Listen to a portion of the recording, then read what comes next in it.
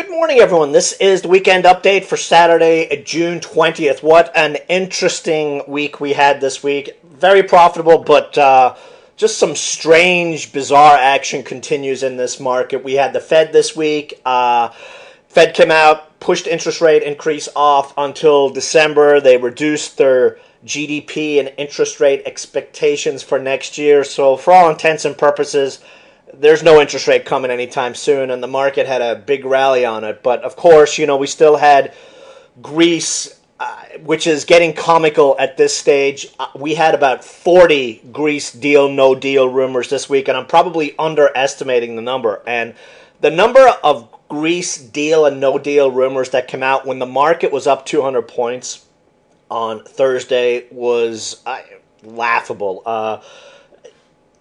Every 5 minutes we had a deal, no deal press release, and it just makes you think that the robots are in the business headline writing business right now, trying to squeeze each other, long algos squeezing the short ones and short ones squeezing the long ones. It's just ridiculous. And I haven't talked a lot about the indices. I don't really talk as much about them as I used to, just because of the period of the market we're in. We are in a trading range. The tight trading range we've been in for the last 3-4 months is 7,500 to 18,300. So about 800 point trading range.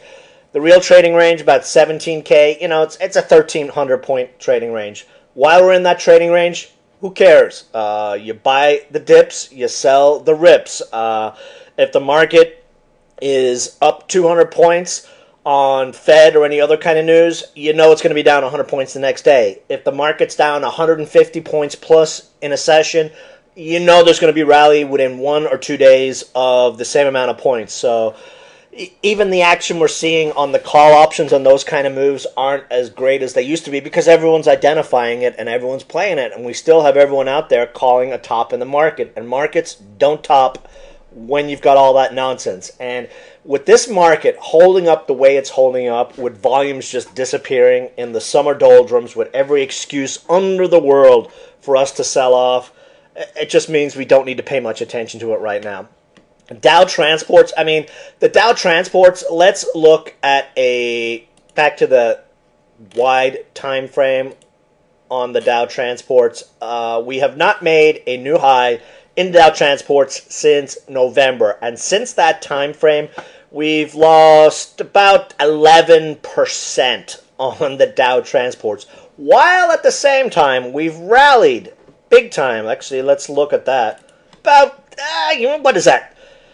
7%, 6% at the same time, and such a disconnect is just.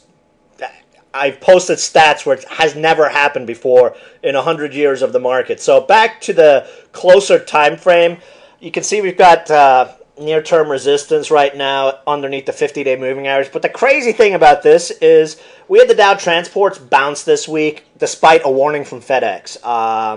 Just utter disconnect in a lot of the markets right now. But why beat your head up against the wall trying to figure it out? We just trade.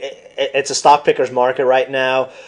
It's a slower stock picker's market just because we've entered that period of the year where things kind of slow down, so we're not really calling a whole lot of plays, just whatever the flavor of the day is, and if we get action on it, and going from there. But anyway, let's look at some charts. CIDM, big pop earlier in this week when news came out that CIDM had hired a company to handle buyout offers they've received. But, of course, this stock is as gamed as they come right now. Someone has a foot on the throat of this stock, and they want it pinned at 89.90 cents, and that's just the way it is. Now, is it the people who are looking to buy this stock and they don't want to overpay? I don't know. The chart is setting up nicely, and when it goes, it's going to go big. 50 or 200-day moving average is at 144. Any buyout, I could not see it going for less than $1.50. We've got big-time upside here. This sector is on fire. Content is being gobbled up all over the place. Only a matter of time. And also, we've got Comic-Con coming July 8th, and these guys are Comic-Con TV. A lot of positives coming down the pipe for these guys.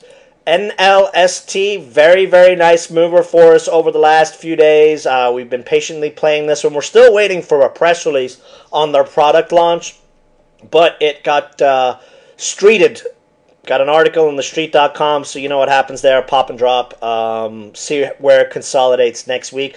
Hopefully it'll drift back down to the 60-cent area before news comes for a reload on that position you booked.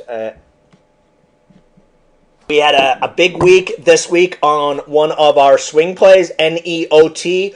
Peer KYTH got bought out for $2.1 billion. Recall we jumped into this stock around $6.20 a couple of weeks ago, simply based on it being the only real peer of KYTH. 10 million market cap, and the peer had 1.4 billion market cap. It got bought out. The stock went boom. You can see our target when we initially jumped in here was up here in the 8th, our secondary target. It hit it on Friday before retracing. Can't ask for anything better than that. Boom! We had a play into E3 on Tuesday. VUZI got a very nice pop the day before. Slow, low volume dip the last couple of days. And then yesterday it went boom all the way up to the target zone. So this is really typical of this market, guys. A stock will pop up on really good volume. It'll bleed out as people take profits. The robots go to work on it. And then out of the blue, it'll spike all the way up again. And you can see it held the support level and held the entry level that we jumped in on this one before it rocketed again. This is not an easy breakout market to play. You have to be really convicted, really sure, and okay to ignore some of the moves you see on stocks because the robots are brutal, especially in a lower than normal volume market like we see right now. You can see stuff whipsaw all over the place as it breaks out and continues to break out to new highs.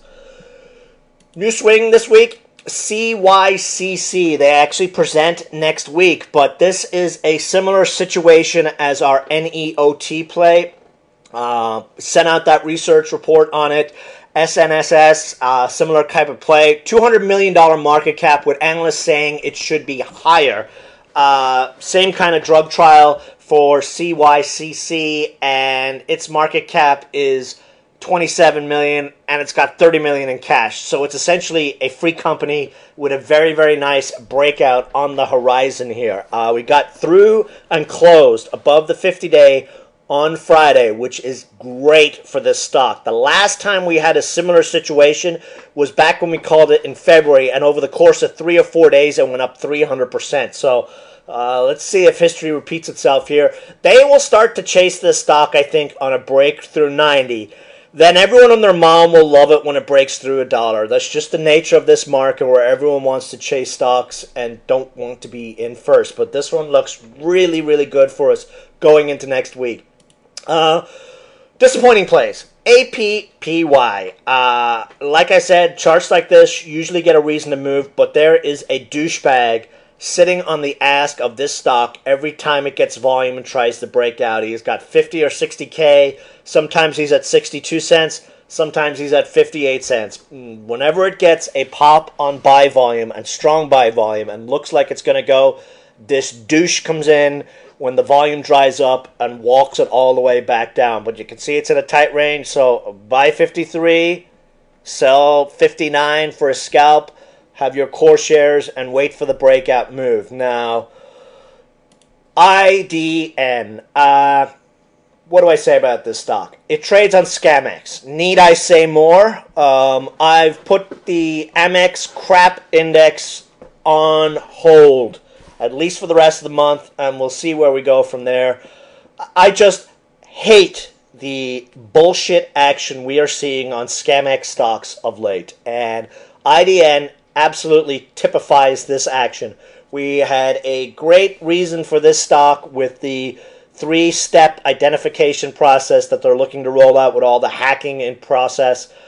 IDN had been stable. This stock had been in an upward pattern here, getting ready to rock and roll. We had one of the highest volume buy days in 6 or 7 months. So what does it do the next day? It gives back a month's worth of gains in one day on really low volume. Welcome to the Amex Index. You almost are better trading the OTC garbage than trading some of these Scamex stocks lately. I'm going to get off my pedestal here and stop yapping on this, but even if I see a stock in the next couple of weeks that is the greatest thing since sliced bread and it trades on Amex, I may mention it. I ain't trading it. Simple as that. This index is garbage at the moment, and this stock is an example of why. So, back to positive land. Going into next week, hopefully we'll get buyout update from CIDM. Wouldn't it be nice to wake up to this stock with a buyout offer at $2 on Monday morning? Woohoo! CYCC, love the setup going in here for the upcoming week. So that's it for the video, guys. Have an awesome weekend, and if you've got any questions, shoot me an email. Feedback, BuySellShort.com, and see you all on Monday in the chat room. Bye.